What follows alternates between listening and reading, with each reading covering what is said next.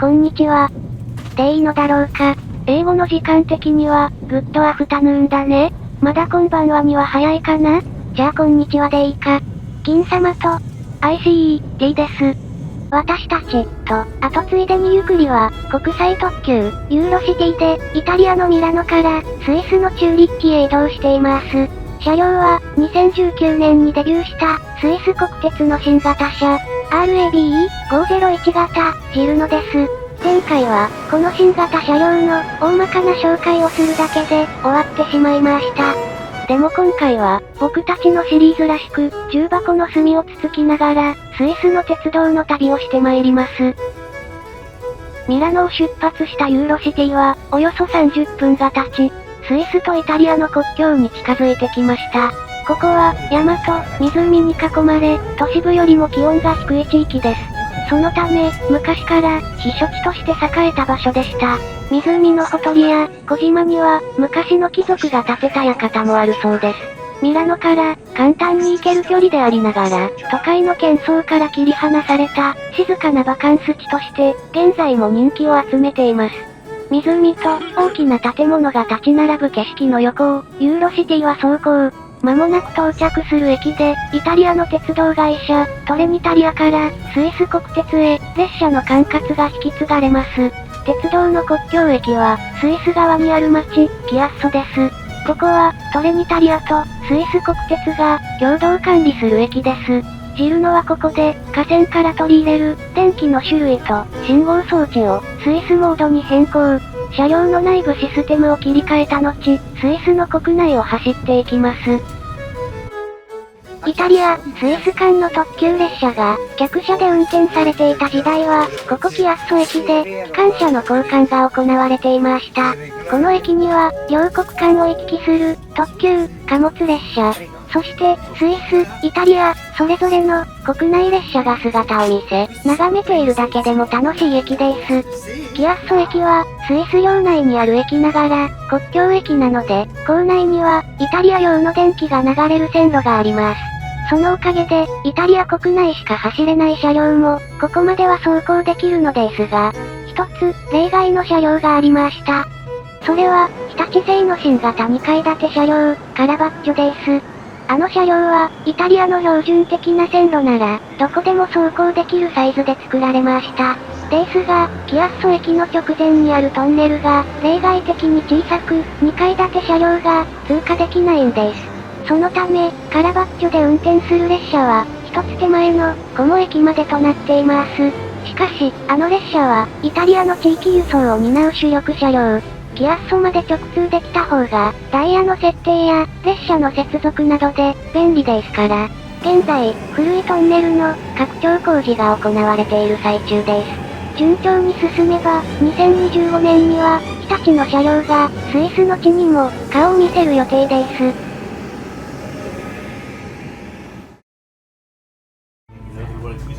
キアッソ駅で、無事に電源の切り替えを終え、ジルノは、スイス国内を走り出した。ここからチューリッヒまでは、2時間30分。途中で、時速200キロ以上の、高速走行をする区間もあるが、キアッソの周辺は、山間部に敷かれた在来線を、ゆったりペースで走行する。スイスは、南北の国境近くに、湖が多く、その間には、アルプス山脈が、東西方向に伸びている。こうした地形のため、南のキアッソや、次の停車駅、ルガーノの間と、北の終点、チューリッヒの到着前には、巨大な湖の岸を走り、その間には、山が窓いっぱいに広がっていく。景色が変化に富み、とても楽しみな旅だが、気がつくと、いくつか車内に変化が起きていた。まずなんといっても、客室が、涼しくなった。というのも、スイス生まれのジルノは、冷涼な国の車両らしく、冷房の効きが、どうしても弱いのだ。一応、イタリアの気候にも耐えられる設計、とのことだったが、毎年強烈な熱波が襲う、夏のイタリアの気温には、空調がだいぶ負けているように感じた。反対に、スイスの山間部になった途端、一気に冷房が効き出し、寒さすら感じるようになった。それとともに、ジルノの、地味に痛い点が、窓の日よけが薄いことだ。清潔感のある、白いカーテンは、スイスの気候なら問題ないのだろうが、イタリアでは、太陽の光と熱を通してしまい、あまり意味をなしていなかった。とは言っても、無理もないところではある。イタリアはもともと、夏は暑い国だったが、2010年代になると、40度近くまで、気温が上昇するようになってしまった。特に私たちが訪れた時は、全国で、川が干上がり、空気が乾燥したせいで、山火事まで発生していた。そんな太陽に熱せられた、車体や窓ガラスは、手で触れられないほど熱くなる。イタリア生まれで、冷房の性能が高いはずの ETR600、銀助でも、エアコンの能力が限界に達し、時折生ぬるい風を、車内に送り込んでいたほどだ。熱波の中、冷房がよく効いていた車両は、フレッチャロッサ姉妹や、日立の新鋭車、カラバッチョなど、こまめに整備を受けているか、製造後、間もない車両ばかりだった。光といえば、この列車には、一箇所、照明が異なる区画がありました。ジルノの車内照明は、天井からの間接照明だけが、白い色で、窓や荷物棚に設けられた、主照明は、温かみのある、電球色で仕上げられています。この色は、人をリラックスさせる効果があるそうです。ところが、一等席の1両、10号車には、白い照明だけの区画があったのです。ここは、ビジネスゾーンという場所で、名前の通り、車内でデスクワークができる区画です。座席はすべて、対面のボックスシートで、折りたたみ式の、広いテーブルを備えています。これにより、乗車しながら、ミーティングをしたり、ノートパソコン、書類などを受けるようにしているのです。そして、天井からの明かりは、集中力を高める効果がある、白い照明のみとし、仕事が効率的にできる環境になっていました。前回もお伝えしましたが、ジルノの車体は、側面中央に乗降ドアがあり、その前後に、客室が2区画ある構造です。これを有効活用し、10号車の半分だけが、ビジネスゾーンに割り当てられていました。ここでは、携帯端末を使った会話も、許されています。なお、ビジネスゾーンが設けられている、10号車の隣、11号車には、反対に、サイレントゾーンがありました。こちらは、車内で静かに過ごしたい人のためのエリアなので、座席での通話はもちろん、お客さん同士の会話も、遠慮してもらう区画となっています。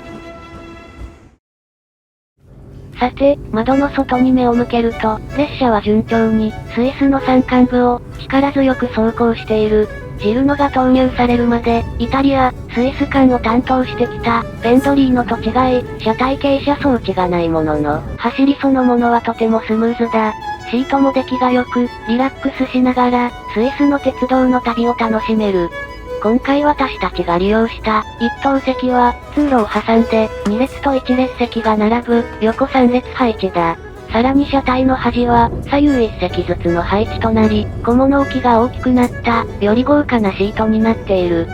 これは低床構造ゆえの弱点を補う工夫だった。ジルノの床は地上から90センチ前後と一般的な電車よりかなり低いのが特徴だ。しかし、車体の端には、高さが1メートル以上にもなる、台車が収まるため、床が一段高くなっている。ここは、座席から立ち上がった時を考慮して、頭上の荷物棚も、床と同じだけ、上側に配置された。その結果、棚の容積が少なくなり、頭上に乗せられる荷物が、小さいものに限られてしまったのだ。この欠点を補うため、車体端の席は、シート周りの小物置きを増やして、手荷物を置けるスペースをひねり出していた。ここは、床が高くなった分、窓も小さいので、パノラマ席とは言い難い。だが、目線が若干高くなるおかげで、ハイデッカー車両のような気分が味わえる。電動車両であれば、モーターの音も響くので、もし空いていれば、ぜひおすすめしたい席だ。少し癖のある変わり種席だが、こんな欠点は些細なもの。ジルノに乗車しているうちに、気になってしまった点が、他にもあった。まず引っかかったのが、まあ物理的に引っ掛けてるんだけど、通路が、つまずきやすいという点だ。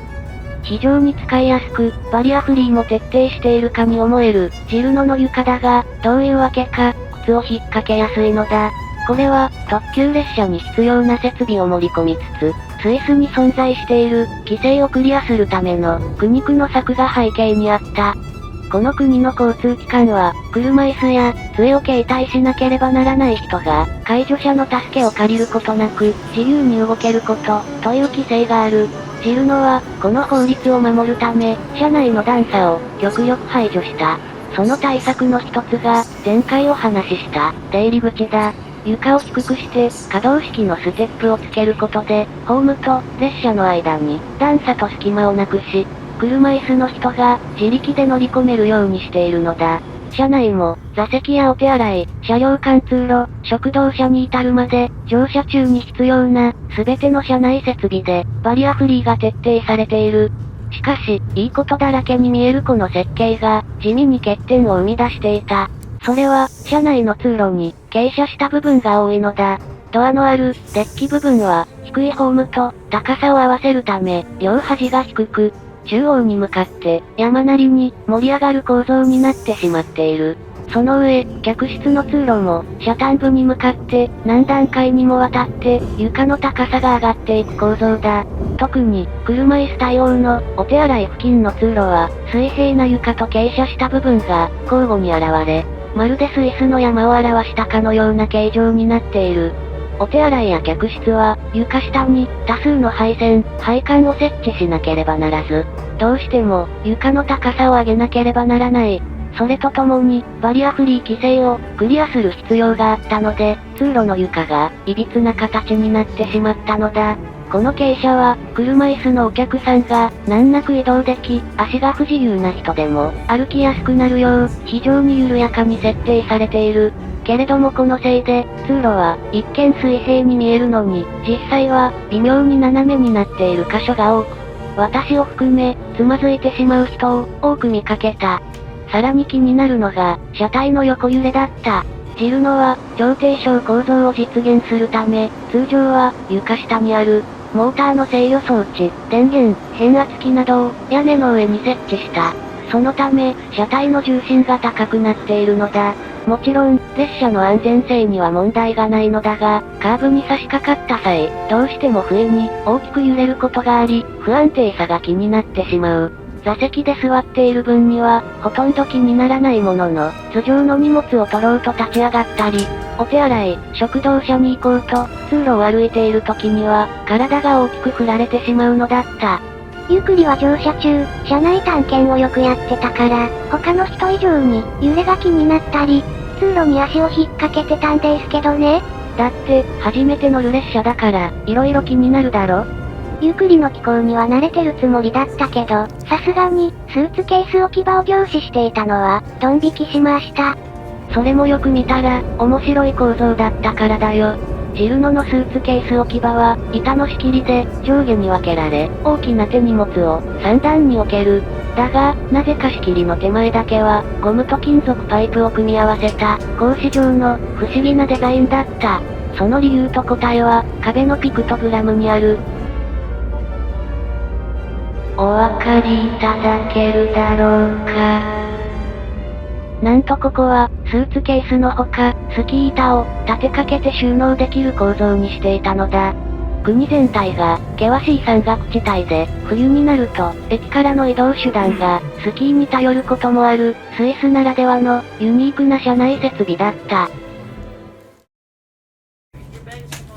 スイスに入ってから、キアッソ、ルガーノと、20分ごとに停車してきたユーロシティは、南部地域で最後の駅、ベリンツォーナを出発しました。帝国で、という一言を加えたいところですが、この日は、途中で線路工事があった影響を受け、40分ほど遅延しながらの走行です。ここから、アルプス山脈の下を通って、一気に北の地域へ、走り抜けるんです。列車は真新しい線路を、速度を上げて走り始めます。床下の、モーターの音が大きくなり、車体も左右に揺れ出して、今までの車両よりも、スピード感があります。金ちゃん、それって褒めてるの？モーターの音が大きい点は、ゆっくりが思いっきり褒めてました。けれどこの車両は、1両ずつの車体が小さいせいか、速度を上げると、水平方向に揺れ出す、両ウィングが大きくなるんですよ。それと同時に、車体が空気を切り裂く、風切り音も大きくなります。実は、風切り音と、揺れが気になるという声は、運転開始後に、問題視されていた点でした。指摘を受けたスイス国鉄が、改めて計測した結果、TGV や ICE、フレッチャロッサといった、スイス周辺を走る高速列車と比べ、明らかに車内騒音が大きく、メーカーは追加の対応に追われているんです。騒音が大きくなってしまった原因は、混雑緩和のため、車体中央に設けられたドアが原因と言われています。大きな開口部であるドアは、密着しているとはいえ、高速走行をすると、どうしても、車体の外を流れる、空気の音を通してしまいます。それに、通常の高速列車は、車両の端に出入り口があり、客席とは、壁とドアで、完全に仕切られていますよね。ドア付近にある、車両連結部には、必ず隙間がありますが、ここが意外にも空気を巻き込みやすく、車内外の、騒音源になっているんです。一般的な高速車両は、この部分を壁で仕切ることにより、客室への騒音をシャットアウトしていたのでした。ところがジルノは、デッキと客室を隔てる壁が、天井までありません。重心を下げるため、仕切りのドアを支える高さまでしか、壁がないので、ドアからの騒音を、客席に伝えてしまうんです。その上、どの車両も、車体の端が客席ですから、空気を巻き込む音が、前後から響いてしまうのでした。しかしこの点は、若干仕方ないところ。なぜなら、ジルノを作った、メーカーのシュタッドラーは、最高速度が、時速200キロを超える、高速列車を作った経験がないからだ。同社が今まで製造したのは、登山鉄道や、都市圏で使われる、通勤電車、快速列車だけだった。これらの最高速度は、最も速い方であっても、時速200キロまで、時速250キロまで出す、高速特急車両の製造は、新たな挑戦だったのだ。なので、この速度域で、車両を安全に走らせる技術は、持ち合わせていたものの、車内の快適さ、使い勝手までは、手が回らないところもあったというわけだ。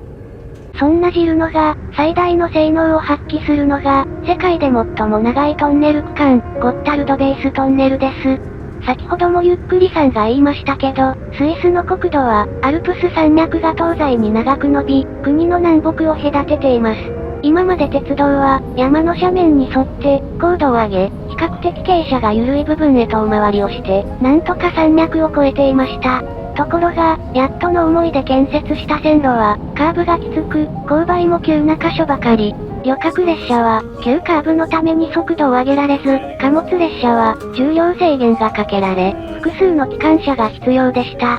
そこで、最新の建設技術を駆使し、山の低い部分に、長いトンネルを、新たに通すことになります。これが、青函トンネルを抜いて、世界最長のトンネルになった、ゴッタルドベーストンネルでした。踏切がなく、線路は直線上になり、おまけに天候に左右されることもないので、どの列車も、最大性能で通過が可能です。ここをジルノは、最高速度の、時速250キロで通過していくのです。もっとも実際は、他の列車との兼ね合いで、200キロ前後で通過することもあるようです。トンネルの通過時間は、だいたい15から20分ほど。ずっと山の中を走るので、景色は全く見えませんが、モーターの音や、周りの空気を切り裂く音が、客室に響き、今までにない速度で通過しているのがわかります。ここは、山のふもとを、平坦に突っ切る形で建設されていますから、貨物列車ですと、少ない機関車で、多くの重量級貨車を牽引することが可能になりました。ところが、この動画の制作中に、世界最長のトンネルで、大きな事故が発生してしまいました。2023年8月10日に、ゴッタルドベーストンネルを走行中の貨物列車が脱線。貨物列車としては高速の時速110キロで通過中に、線路からの逸脱が発生したので、運転士が異常に気づき、完全に停止するまで、列車が何キロも走行してしまいました。この事故の影響で、ゴッタルドベーストンネルは、10日以上閉鎖されてしまいます。事故の12日後、貨物列車は、2本ある線路のうち、事故に遭わなかった側を、単線として使い、ようやく暫定的に、トンネルの通過を再開しました。ですが一方で、旅客列車は、未だに運転再開のめどが立っていません。その理由は、旅客列車の通行は、より厳しい安全基準が設けられているからでした。ゴッタルドベーストンネルは、線路が一組ずつ敷かれたトンネルが、2本平行に通されている構造です。それぞれのトンネルの間には、隣の線路へ避難できる、緊急用通路が、はしご状に設けられています。トンネルを通過中の列車に異常が発生し、旅客を退避させる場合、並行するもう片方の鉄道トンネルを非常用経路として使うんです。ですから旅客列車は上下2本の線路と全ての緊急用設備が完全に正常でなければ通ってはいけないことになってるのです。ところが、貨物列車の脱線により、非常用通路を兼ねている鉄道トンネルの一つが大きく破壊されてしまいました。その影響で、旅客列車の通過が不可能になったのです。ならば、すぐにでも直したいところですが、損傷を受けたレールの長さは 8km にも及び、調査の結果、線路を支えるコンクリート製の路盤もダメージを受けていることが分かりました。これらは全部を取り替えなければならず、復旧には数ヶ月を要します。この間、旅客列車は迂回運転をしなければいけなくなりました。ゴッタルドベーストンネルを迂回するルートは、くの字状に大きく遠回りをするだけでなく、急勾配、急カーブが連続する区間です。途中に、いくつもの制限速度も設けられているので、イタリアのミラノとスイスのチューリッヒを結ぶ特急の所要時間は、通常3時間のところ、最長で4時間半へ伸びてしまっています。ただ、道中の景色がとてもいいですから、所要時間が伸びても、退屈することはないでしょう。途中に何度か、ループ線があり、山岳地帯の線路が好きな方にも、おすすめの路線です。むしろ、雄大な山々が、右に左に、次々と現れるので、座席で落ち着く暇がありません。トンネル事故が起きる前に収録した、私たちの旅でも、湖や大きな山が現れると、車内のお客さんが、スマートフォンやカメラに、美しい景色を収めていました。その中で、ジルノの残念な点を、またまた発見してしまいます。窓ガラスに対して、平行に物を見ているときは、何も問題がないのですが、斜め方向に目を向けると、景色が歪むんです。映像でも、前方のレールが曲がって見えているのが、お分かりいただけるでしょうか。これは、言うまでもなく、ガラスが原因でした。ジルノの窓は、何層もの、性質が異なるガラスや、強化フィルムを組み合わせた構造が、採用されています。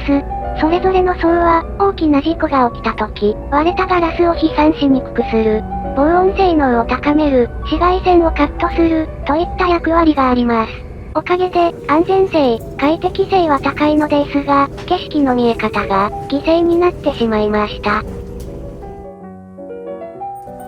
ゴッタルドベーストンネルを抜けると、車窓はまたまた、山の景色になります。トンネルを通過中は、高速列車らしい、迫力ある走行を見せていたジルノは、右へ左へ、せわしなく曲がる線路を、のんびりペースで走行しています。気がつけば、ミラノから乗ったお客さんは、途中の駅で、半分ぐらいの人が降りていました。全員が、チューリッヒまで乗るのかと思ったのに、意外です。思い返してみると、途中の駅で降りたお客さんは、皆さん帽子をかぶり、大きなリュックサックに、スティックを持っていました。ということは、登山客が、多く乗っていたんだね。ここまで順調に走ってきたかに思えた、特急、ユーロシティ。けれどここで、僕たちの旅では恒例の、イレギュラーが発生します。列車が、1時間も遅れていたことから、終点の一つ手前で止まるはずの、ツーク駅を通過してしまったんです。この駅で降りる予定だったお客さんは、終点のチューリッヒ駅で、快速列車などで引き返すよう、車内放送がありました。こういう、鉄道会社の都合で、折り返し乗車をさせられる場合、もちろん追加の切符は、買わなくていいんだよな。さすがにそうだと思うよ。降りる予定だった人は、車掌さんに申告するように、アナウンスがあったから、僕はスイス国鉄で、こういうアクシデントに遭遇したことがないから、実際にどうなるのかは、あまり知らないんだ。ちなみに、ドイツ鉄道の遅延トラブル集だったら、歴史書ぐらいの厚みの本が、図書館1個分は書けるよ。ドイツの歴史書って、負けた、としか書いてない、あれかい？殴るよ。やがて、列車の右手に、巨大な湖が見えると、30分ほどで終点の、チューリッヒに到着します。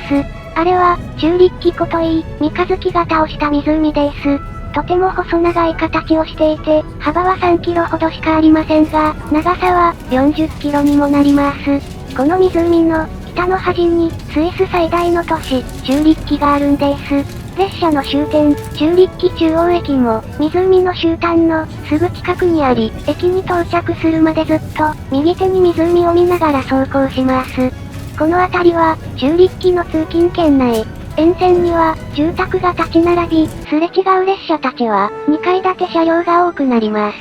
チューリッキ周辺を走る近郊列車は、前後非対称の機関車が、2階建て客車を引っ張る、プッシュプル方式のスタイルが主流でしたが、最近は、動力分散方式、いわゆる、電車の車両も、だいぶ増えてきました。